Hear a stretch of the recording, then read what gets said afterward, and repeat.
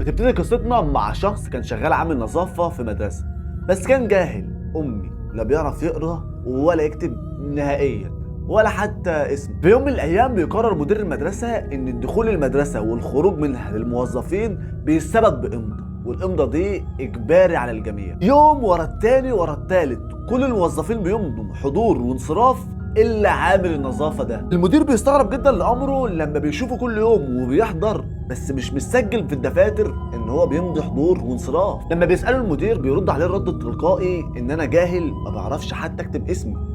فبيستغرب لأمره جدا، يعني انت شغال في مدرسة وما بتعرفش تكتب ازاي؟ وبعد شوية تفكير كده بيطردوا المدير. طب ازاي انا اروح فين واجي منين؟ انت كده بتقطع اكل عيشي واكل عيش عيالي.